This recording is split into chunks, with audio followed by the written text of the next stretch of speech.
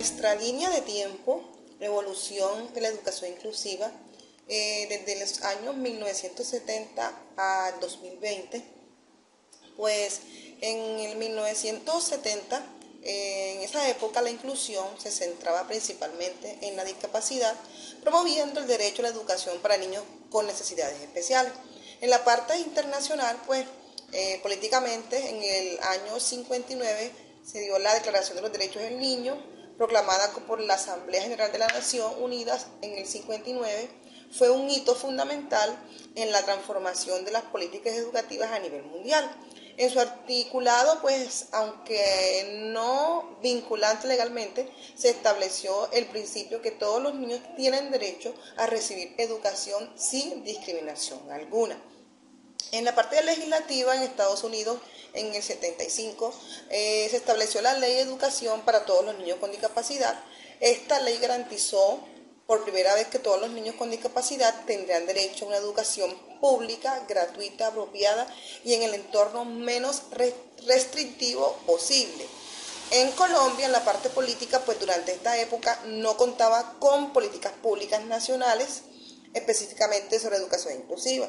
La atención pues a las personas con discapacidad era vista principalmente desde una perspectiva médica y asistencialista, pues el Estado no promovía de manera estructurada la inclusión educativa y las decisiones relacionadas con la atención a estudiantes con necesidades educativas especiales estaban a cargo de organizaciones benéficas, privadas o religiosas, más que políticas estatales.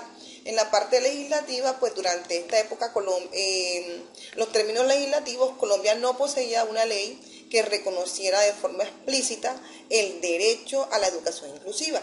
Durante estas décadas el enfoque dominante era asistencial, pues se entendía que las personas con discapacidad requerían ayuda o caridad más que garantía de derechos. Pues en la parte de la inclusión, en este periodo pues comenzaron en Colombia los primeros programas de educación especial orientados desde el enfoque segregado.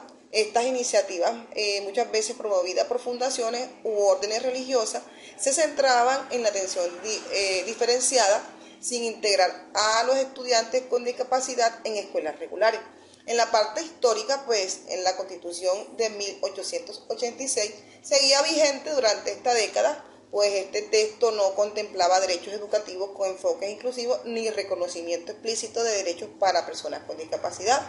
La educación se concebía de forma general, homogénea, sin reconocimiento de la diversidad. En la década de 1980, pues, se entendía por inclusión que la educación especial empieza a enfocarse en la integración de personas con discapacidad. En la parte internacional, pues políticamente el Año Internacional de Personas con Discapacidad, en 1981, donde la Organización de las Naciones Unidas declaró el Año Internacional de Personas con Discapacidad, lo cual marcó un punto de inflexión en la viabilización de los derechos de esta población a nivel global. En la parte legislativa, en esta década de los 80, pues se da el Programa de Acción Mundial para Personas con Discapacidad en el año 1983, como continuidad del compromiso asumido en 1981 a 1983, la ONU adoptó el Programa de Acción Mundial para Personas con Discapacidad. Pues en Colombia, pues la parte política, las primeras políticas integracionistas, en esta década Colombia dio sus primeros pasos hacia la integración educativa, particularmente en relación con personas con discapacidad visual y auditiva. En la parte legislativa, pues uno de los avances más importantes en esta época fue la promulgación de la Ley 13 de 1982, que reguló aspectos de la educación para personas sordas en Colombia. En la parte de inclusión, pues en esta década está marcada por el Año Internacional de las Personas con Discapacidad, que dio pues lugar a múltiples iniciativas gubernamentales y sociales alrededor del mundo enfocada en esta población. En la parte histórica, pues se dio la caída del muro de Berlín en el 89, marcó el final de la Guerra Fría. En la década de los 90, pues se entiende por inclusión principalmente como un proceso de incorporar estudiantes con discapacidad en el sistema educativo regular. En la parte internacional, en la parte política, se da la Declaración de Salamanca en el 94, pues donde las necesidades educativas especiales organizadas por la UNESCO es reconocida como uno de los mayores hitos en la historia de la educación inclusiva. Y en la parte legislativa pues se da la conversión de los derechos de los niños en el 89, vigente en los 90, aunque adoptada formalmente en el 89, la conversión sobre los derechos del niño entró en vigor en la mayoría de los países durante los primeros años de la década del 90. En la parte pues en Colombia, políticamente la Constitución Política del 91 representó un cambio profundo en el marco jurídico colombiano a reconocer explícitamente los derechos fundamentales, la igualdad de oportunidades y la dignidad humana como principios receptores del Estado Social de Derecho. Y en la parte legislativa, pues la Ley 115 del 94, en línea con los principios constitucionales y la Ley General de la Nación, de Educación, establece que el compromiso del Estado con la atención y poblaciones con necesidades educativas especiales. En la parte de inclusión, pues a partir de esta década Colombia empieza a adoptar oficialmente el principio de inclusión educativa y históricamente se da la promulgación de la Constitución de 1991 que marcó un momento fundamental para la Colombia contemporánea. Muchas gracias. Continuamos con la línea del tiempo desde el año 2000. La inclusión educativa ha sido un pilar clave en la transformación de los sistemas educativos del siglo XXI.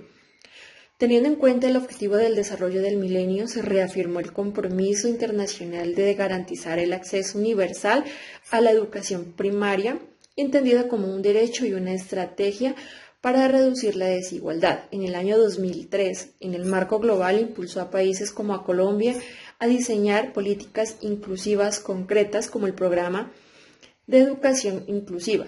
En el año 2006, desde lo social e histórico, se dio la aprobación de la Ley de Infancia y Adolescencia, la cual fortaleció un enfoque integral de derechos articulando educación, salud y protección para responder a las necesidades de los más vulnerables. En el año 2009, Colombia dio un paso fundamental con el Decreto 366 que regula la atención educativa a personas con discapacidad, estableciendo lineamientos claros para que las instituciones garanticen condiciones adecuadas de inclusión y se den los ajustes razonables.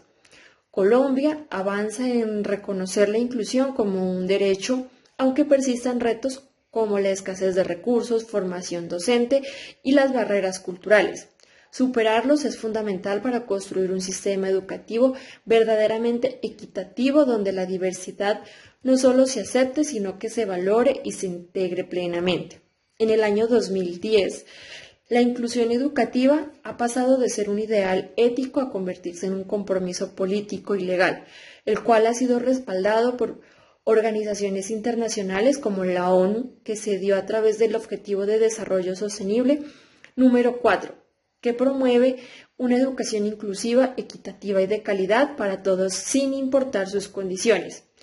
En Colombia, estas directrices internacionales se concretan en políticas como el Plan Nacional de Educación para la Inclusión y la Ley 1618 del 2013, que garantizan derechos, accesos y apoyos reales para estudiantes con discapacidad.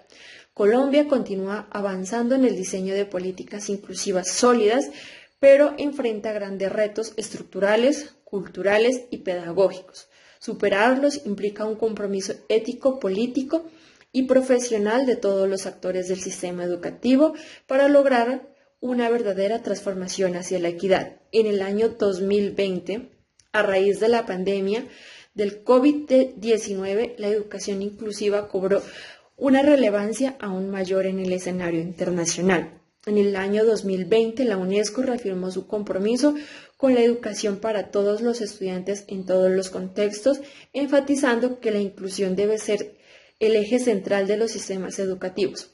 Un aspecto fundamental que surgió en este contexto fue el papel de la tecnología como herramienta de inclusión.